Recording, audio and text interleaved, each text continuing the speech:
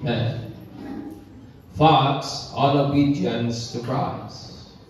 Ang mga realidad ba o ang mga kamatuoran ba diya sa ato ang pagsunod o sa pagtuman diha kang Kristo. Kung namoy Bible, abli mo madako in the book of Luke chapter 8 verses 22 down to 25. New Living Translation ang akong gigamit. Ingon siya. One day, Jesus said to His disciples, "Let us cross to the other side of the lake." So they got into the boat and started out. As they sailed across, Jesus settled down for a nap. But soon a first storm came down on the lake. The boat was filling with water and were in real danger. The disciples went and woke Him up, shouting, "Master, Master, we're going to drown." When Jesus woke up, He rebuked the wind and the raging waves. Suddenly the storm stopped and all was calm. Then He asked them, "Where is your faith?" The disciples were terrified and amazed. Nahadlok sila, pero langang hapon. "Who is this man?" they asked each other. When He gives a command, even the wind and the waves obey Him. Maski ang hangin, maski ang bagyo, maski ang balod, may patuuman niya mga igsoon. Since nga ang vlogging or video vlogging becomes a means of livelihood, kaya sa atong panahon karon, kini bang hilig kita ka mag-video-video, maghimo kag mga reels, maghimo kag mga short na mga video imong i-post sa Facebook o sa TikTok mga igsoon, usa na sa means sa panginabuhian sa atong panahon karon. Ug daghang mga tawo nga ni asenso ni dato tungod pod ana mga igsoon. Og tungod lagi aning vlogging, ang quote nga expectation versus reality may emerge. Diha nato nakuha ang idea nga expectation versus reality. Kansang usahay ang expectation dili gali mumit o dili gali niya matagbo ang reality. Mo na nga usahay mohatag kanig disappointment nganha sa taong askang taasa og expectation mga igsoon. Kani nagakahitabo ni sa because usahay daghang mga expectation dili grounded sa reality. Usahay na mga expectation nga dili grounded mga igsoon sa facts o sa realidad mga igsoon. Sama ni di ba usahay natin expectation gwapo kayo, pero ang realidad usahay sukwahi di ay sa ato ang expectation. Mura po si Spider-Man, expectation nato ay skinny, slender, pero sa pikas nga bahin chubby di ay floppy kaayo, so mura kag ma-frustrate, ma-disappoint ka mga igsoon. Napag-iisa ang expectation versus reality. Nindot ang imong expectation, pero sahay ang realidad dili di ay. Ang facts mga igsoon is similar na to sa reality, which is something that is undisputable and undeniable proof based on empirical research and quantifiable measure. It means ang facts, it is something that is observable and experienced. Kung mayon ka ang facts, butang ka na nga imong mapamatudan, butang ka na nga imong nagaka-obserbaran, butang ka na nga dili nimo may kalinay because imong yung nagakasinatian. Example, facts of life is this, nga ang kalayo init kayo. O mas kay kung sa pa imong buhaton, dili gyud nimo ma-deny, dili gyud nimo ma-refute tungod kay realidad na mga igsoon. Christians, kita nga mga Kristohanon, are those nga naga-obey, nagasunod sa mga pagtulon-an ni Christ. But napoy mga Kristohanon nga naga-obey, naga-follow kang Christ, expecting things nga dili naman grounded sa kamatuoran. In short, na mga Kristohanon nga nangalagad sa Ginoo, pero ang ilahang expectation sa ilang pagpangalagad sa Dios wala magsubay o wala dili grounded ba sa kung unsang kamatuoran sumala sa lingon sa pulong sa Dios. O tungod niya na kadili grounded sa word ang ilang expectation, some disappointed, ang uban na dismaya sa ilang pagpangalagad sa Ginoo. Mo na usahay maingon sila nga ing-ani ganing mangalagad sa Ginoo daghan man hinuog problema. Kay lain mga expectation usahay nga dili siya grounded sa reality. Na mga expectation usahay na dili grounded sa word sa Ginoo, mo na kinahanglan we as Christians, kinahanglan nga ato expectation must be grounded on the word of God. Amen ba? Og naay pipilang mga butang akong isgutan karon, kabahin sa facts sa ato ang pag-obey nga nakang Christ, nga kinahanglan natong i-keep para nga makapadayon kita sa atong pagtuo o sa atong pag-serve sa atong gamhanan o wagi sa mga Dios mga igsoon. Tanaw na ito ang ingon ni Jesus in the book of Luke. Unsay ingon sa Bible, usang adlaw ni ana, si Jesus uban sa iyang mga disciples, iyang gisugo ang iyang mga disciples nga manabok sila sa pikas tampi sa lake. So, nanakay sila sa bangka, and then while nanana sila sa tunga-tunga, miabot ang kusog nga hunos sa hangin, kusog dakong mga balot, mga igsoon. Ngayon pa ang Bible nga halos ma-capsize na sila. Kanang ito halos mabaliktad o mayabu o malunod na sila. Maunay hulagway sa Bible, my friend.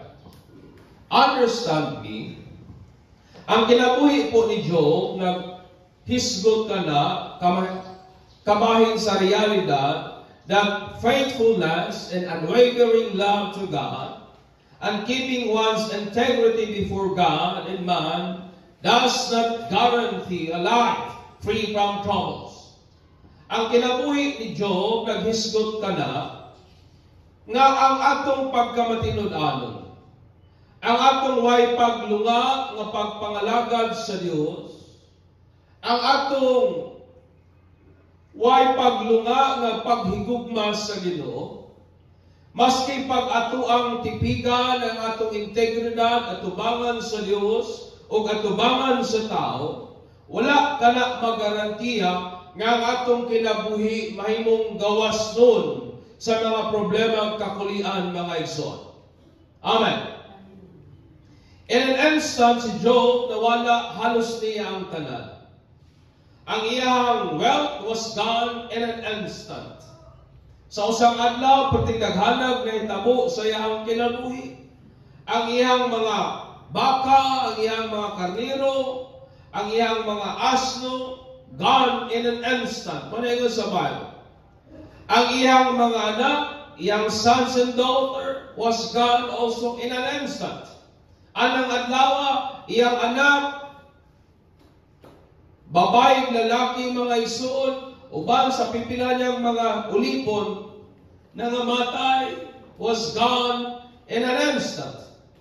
Gawas pagyud niya na his health was gone, o gidiscourage pagyud siya sa iyang asawa to curse God and then die. Despite the faithfulness ni Job, dili sa exempted sa mga kakulian sa kinabuhi, my friend. Amen. Despite sa unwavering love ni Job sa Ginoo, wala ka na maghatag niya og warrant nga dili na siya may hi-appeal o wala na'y kakulian o kalisdanan sa kinabuhi. And our mga igsoon, before nga gi-betray ni Judas si Jesus, o anang panahon na naghimo pa man sila panagtapok-tapok, o gi-istoryahan ni Jesus sa iyang mga disciples o iyang ingnan that in this world you will have troubles. Amen. Mao na ingon ni Jesus sa iyang mga disciples, apan aning kalibutan na, mapuno kamo mga kalisdanan. You have troubles in this world. Amen.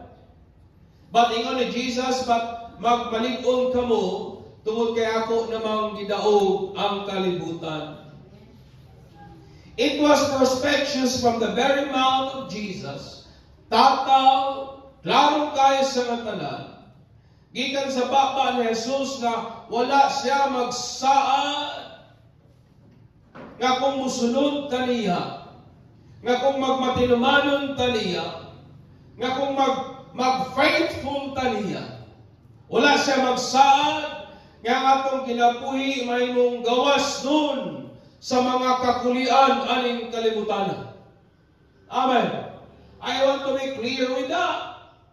Wala nagsaad si Jesus nga kung imong ihatag, imong kinabuhi sa iya, di na ka abtag problema. Wala maghatag si Jesus, o wala magsaad si Jesus nga kung atong isurrender ang atong kinabuhi nga kaniya, ang atong kinabuhi may mong hayahay, kaya wa na'y problema, wa na'y mga pag-antos, o wa na'y kakulian. Ingay mong tapad, wa gyud misaad si Jesus niya. Amen. Because some people, mo na ilang expectation. Mangalagad ko sa Diyos para wa na'y problema. Mangalagad ko sa Ginoo para wa na'y mga pag-antos aning kalibutan. But Jesus never promised such word, mga igsoon. Si Pablo gali mingon in 2 Timothy 3:12 that in the last days there will be perilous times. Nga sa katapusang panahon, makuyaw kini nga panahon, tungod kay those who desire to live godly in Christ will suffer persecution. Amen. Nga katong nagtinguha nga magkinabuhing Diyos noon diha kang Kristo, magsinati hinuog mga paglutos, mga igsoon. Dili garantiya ang atong pagbinutan, dili garantiya ang atong pagtinarong, dili garantiya ang atong pagiging moral, nga wa na'y mga pag-antos mudangat sa kinabuhi, mga igsoon. Amen. Obedience to Christ does not guarantee a trouble-free life. Ang ilang gituman at the time is the voice of Jesus. Si Jesus mismo nagsugo nila. Pero pag-abot nila sa lawod, mga igsoon, miabot hinuon ang dakong unos. It was frustrating and disappointing to assume that following Jesus Christ and His teaching would grant us certainty of being excluded from various troubles in this world. Usan yun ka, kanapitaw, makabungkag sa pagbati.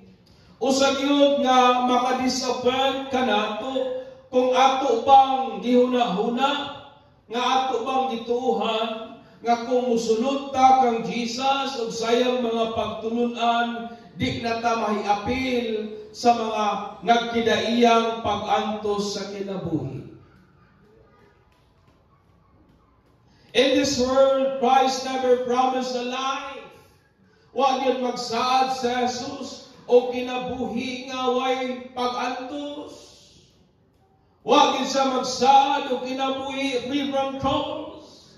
God never promised nga kung mag-faithful ka niya, di ka madutlag diabetes.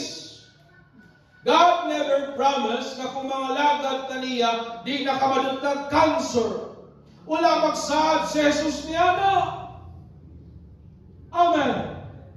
Wala magsaad si Jesus na kung mga lagad kaniya, wala'y pag-antos na imong agihan sa kinabuhi. But ang iyang saad mo kiniigsoon. But He did promise a life without pain. Amen. Apa nagsaad sa kinabuhi nga way mga kasakitan, nagsaad sa klaseng kinabuhi nga way kagulanan, nagsaad sa klaseng kinabuhi nga way paghilak o kamatayon, kansang atong masinatian unya puhon, sa bagong langit kansang si Jesus atong iguban sa way katapusan. Pagpaka nato sa niyana mga igsoon. We must understand that. While na napataning kalibutan, gawa pagibago na Jesus ang tanan.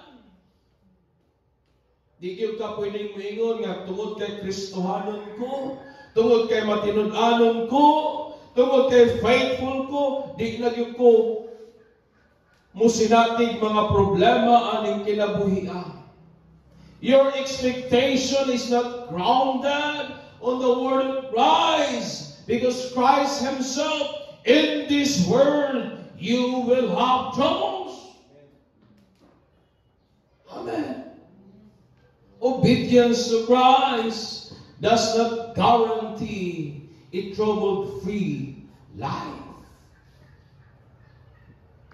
Klaro ba taana? Tungod kay si Jesus mismo ang nagsugo nila. Pero pag-abot nila sa lawod, tuwa, ikuso-puso sila sa dagkong mga bawod, mga igsoon. Ikaduha, obedience to Christ does guarantee His help in times of need. Wala man tuod magarantiya ang atong pagtuman kang Jesus nga ang atong kinabuhi walay mga pagantos, pero ang garantiya mao kini ang iyang tabang panahon nga to siyang gikinahanglan. The disciples went and woke Him up, shouting, "Master, Master, we're going to drown." Gipukaw nila si Jesus, kayo sila, mga lunod na ta. So si Jesus, nibangon, o iyang gibadlong, girebuke niya ang raging waves, kaning nagpungasi nga mga balod. O ingon ang Bible, suddenly, sa kalit lang, niundang ang bagyo mga igsoon. Di ba amazing? And an instant, wala yun sa Bible, may kalit lang undang, kusog kayong hangin, dagko kayong balod, pag-ingon ni Susoy, pangundang mo bagyo. In that moment, niundang dayon ang bagyo mga igsoon. Si Jesus, wala siya magsad o kinabuhi without troubles. Sa diyang musunod kaniya, but He promised that He will be with us even sa mga panahon sa kakulian, problema sa atong kinabuhi. Tanawan niyo ingon sa Bible. In Psalm 34:17 down to 22, ingon ang Bible. The Lord hear His people when they cry to Him for help. Maminaw yun ang Ginoo sa atong mga pagtawag niya. Amen. He rescues them from their troubles. The Lord is close to the broken-hearted. He rescues those whose spirit are crushed. The righteous person faces many troubles, but the Lord comes to rescue each time. Kanila mo ng mga taong matarong, sa dihang matubang silang mga problema sa kinabuhi, tabangan yun sila sa Ginoo. Di yun sila pasagdan sa Diyos. Calamity will surely overtake the wicked, and those who hate the righteous will be punished. But the Lord will redeem those who serve Him. No one who takes refuge in Him will be condemned. Amen. And that is the better word of Christ. That is the better word of the Bible. That is the better word of God. Nga ikaw, ako, dili ko nita pasagdan sa Ginoo.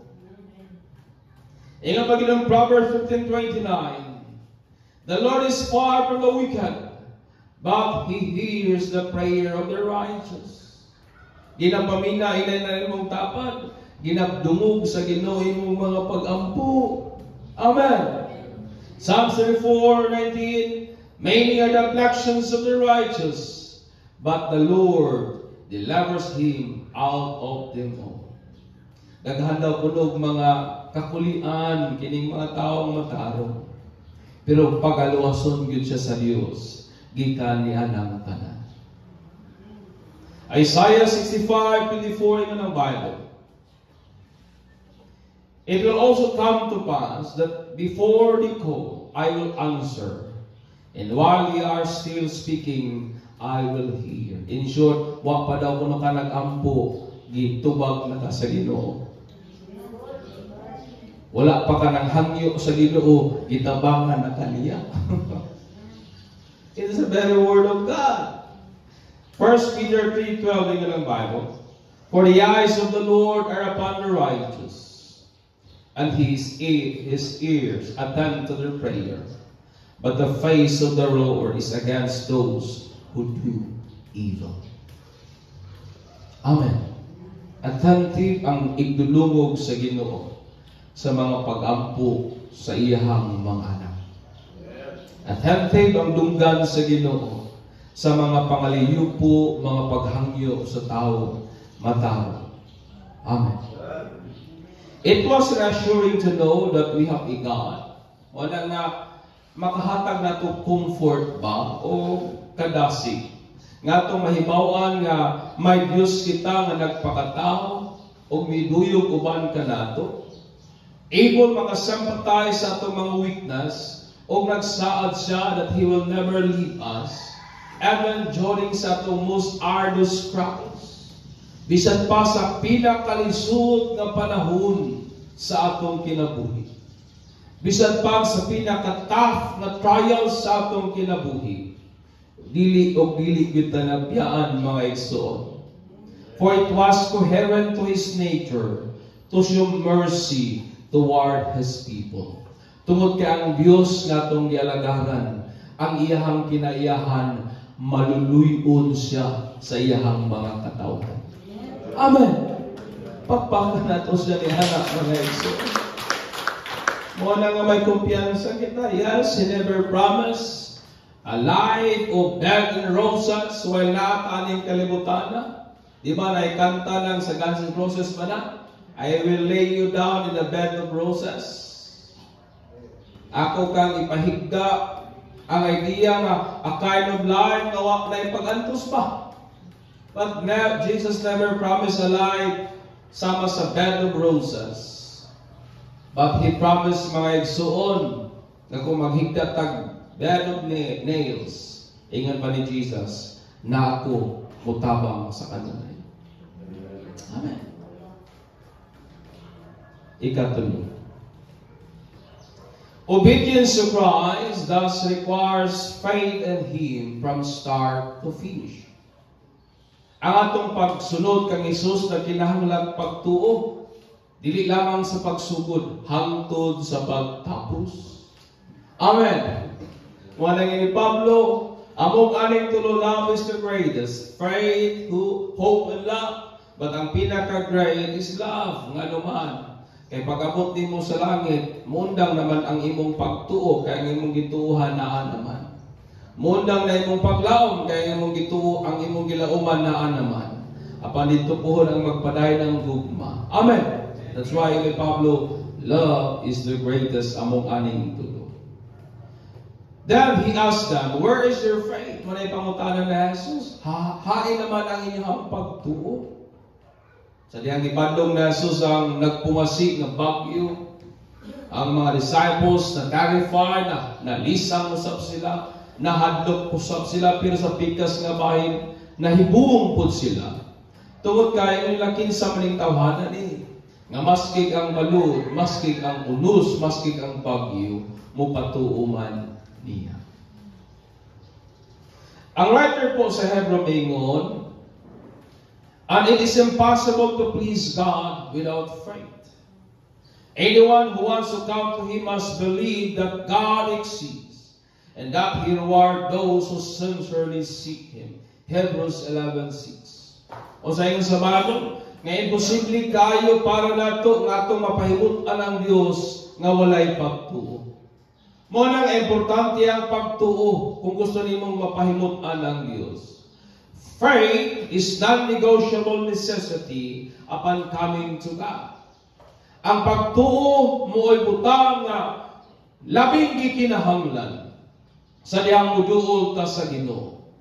Si Jesus is God, He is God-man. And it requires faith sa pagsunod niya. Na kinahanglan pagtuo sa diyang musunod taniya, na kinahanglan pagtuo sa diyang mutuman taniya, na kinahanglan pagtuo sa diyang mudayeg taniya, na kinahanglan pagtuo sa diyang nagapaabot taniya. Amen. It requires faith to follow, to obey, and to wait upon the coming of Jesus Christ, mga igsoon. Daghan magklase sa pagtuo. Masidali ang yawa may pagtuo man, that there is only one God, and He even trembles on the truth. Ang yawa may pagtuo sa pinagtusa nga may usa lamang ka Dios. Ug anang pagtuha nagkurog pagali siya. The faith that is required in obeying Christ from start to finish. Ang pagtuo nga atong gikinahanglan sa pagsunod kay Jesus gikan sa sugod hangtod sa pagtapos is a faith that make one to trust God. Kining pagtuo nga nagahimo nato sa pagsalig sa Dios, for faith find its accomplishment in one's work. Tungod kay kining klaseng pagtuha makakaplag magkatumanan diha sa buhat o diha sa lihok, mga igsoon. Kung nagtuo ka that there is only one God, kung nagtuta nga may usang Diyos lamang, sama sa itong yawat kaganiya, Diyos na walay sama, that faith, kana nga pagtuha, makakaplag o katumanan, sa diyang imong simbahon, ang usa kamatuod lamang nga Diyos. Amen. You believe there is only one God. Maayo na siya. Pero kana nga pagtuo, makakaplag o katumanan sa diyang imong simbahon, imong ludhan, imong awitan, imong pasidunggan, kanang usa nga matuod ka Dios. Because faith finds its accomplishment in works. Amen. Kung nag-ampo, kung nagtuo ka, that God answers prayer. Kaysa nagtuo din ang Diyos, mudungog sa mga pangampo. We all believe. If you believe that God answers prayer, kana nga pagtuo, find its accomplishment when you kneel down and pray. Nagtuotang ang Diyos, mutubag sa mga pagampo, kana nga pagtuo, makakaplag o katumanan sa dihang ikaw musugod ug abri sa imong mga baba o mga liyupo ka, mutawag ka sa ngalan sa Diyos. Because faith find its accomplishment in works. Amen. And this is the kind of faith na gikinahanglan nato. Amen ba? Pagbaka nato ang Ginoo niya, mga igsoon. It was uplifting to comprehend that what it takes to obey Christ is faith.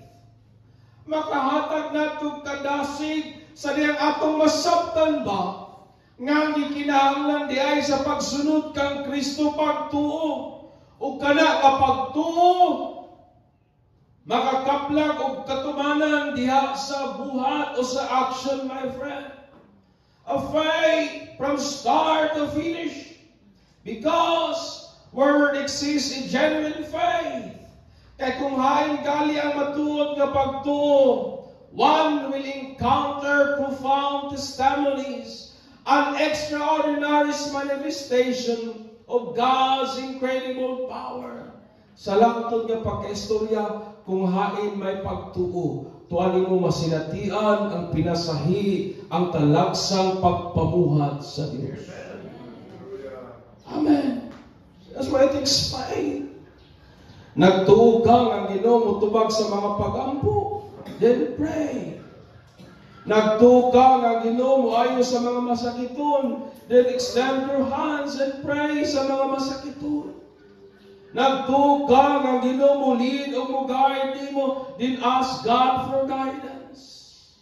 Nagtugang ang Dios may mayong plano para nimo sa unahan, then ask God. Amen. Wait for the timing of God. That is faith. Tungod kay ang pagtuo kanunay ng makakaplag o katumanan diha sa buhay. Hallelujah. Amen. Ingnan na imong kapat na agad kay pagtuo. Kay naamang kakaroon. Daghang mga tao nagtuo Ginoo pero tuwag bulangan. Daghang tao nagtuo Ginoo pero di nimo makaplagan sa simbahan. Wa na'y kalainan sa pagtuo sa yawa. Kaya ang pagtuo nagikinahanglan from start to finish is a kind of faith na mahatod nato sa pagsalig sa Dios. And remember yung word na trust, that is an action word. That is a verb. Amen. Hallelujah. When expectation does not meet reality, disappointment is inevitable. Muna kung ang imong expectation nga kung mga lagad ka Ginoo wa na problema, ingna na imong tapad madismaya ra gyud ka. Ingna. Ingna ba? May nang magklaruhay ta. May nang magklaruhay ta ba ingna ba? Kung ang imong expectation sa pagpangalagad sa Ginoo wa nay problema. Ligay imong tapad focus sa mata niya siya madismaya ra gyud ka.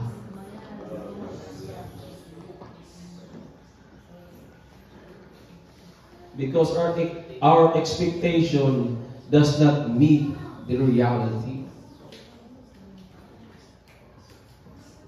Muna nga, daghang mga tao niundang sa pagpangalagad sa Diyos na naman, nagmahay sa Ginoo. Lord, buutan magyud kay ka Ginoo ba? Imong mga saad, imong giingon, dili ko di mo pasagdan. Tulungan naman ni Ginoo, daghan magproblema nga hitabo. Tanawa si Jesus during siyang temptation. Ingon ang yawa, anak, magyud ka sa Ginoo. Ang iyang pulong nag-ingon, nga di kanya pasagdan. O ang imong, di niya tugutan galit nga ma-crush ang imong mga buko. O mas ka ang imong tiko, di niya tukuran, di niya tugutan nga ma-ano sa yuta. Ambak, kay di ka pasagdan sa Ginoo. Di ba? Una ingon ni Satanas nga Jesus, maksud sa ingon ni Jesus, ayaw itam ang Ginoo. Usahay daghang kang mga expectation, pero ang atong ginakop nga mga passage sa Bible is one-sided lamang. Gamit it ang verse, Lord, ikaw nag-ingon, you know the plans you have for me, plans to prosper me, pero asa namang prosperity ani Ginoo? Ikaw nag-ingon sa imong mga pulo nga dili minimo pasagdan, dili nimo mibiyaan. But remember, ingon po ang Ginoo nga diha sa mga pagsulay og kalistanan, nagaka-develop ang atong character. O diha sa atong character paglahom. Dapat kabalutan mo balansi ba sa mga panghitabo sa kinabuhi. Mo na nga dapat ang atong mga expectation, it must be grounded with the Word of God. Kaya kung ang atong expectation wala mag-meet sa reality, mo na nga magmahay yun pa sa Ginoo. As Christian, our expectation must be grounded ngadto sa pulong sa Dios. In obeying Jesus Christ through His teaching, we must recognize that this does nga kini wala mag-ensure o kinabuhi nga wa nay problema. Amen. Dili bot pasabot nga mga lagad ka Ginoo, wa na kay monthly nga bayro nun sa kuryente. Dili bot pasabot nga kusog kay kang moampo, wa na kay di na ka mobayad og tax sa gobyerno. Dili bot pasabot nga kusog kay ta mag-hallelujah, praise the Lord. Dili na ta mobayad og water bill per month. Napamamo diha. Og dili po na nagpasabot nga di na ka madutlag sakit.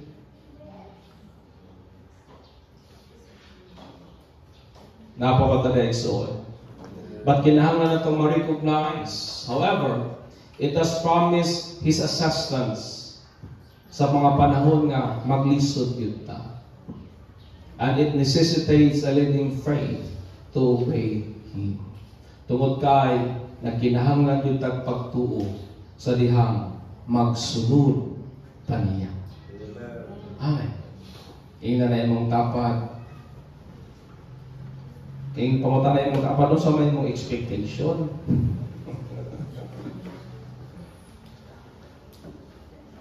akong masulti mga igsoon morning. Yes, tinuod kang Dios wala magsaad o hayahay nga kinabuhi aning kalibutan. Wala. But ang iyang saad nga kinabuhing hayahay human aning kinabuhi. Sa inyo na Jesus, nga nang bagong langit o bagong yuta puhon, there will be no crying, there will be no pain, there will be no sorrow, wala na'y due date, wala na'y turko, magsigig habol-habol na to, paningin sa adlawan nga utang, wala na'y binulanan nga bayronon.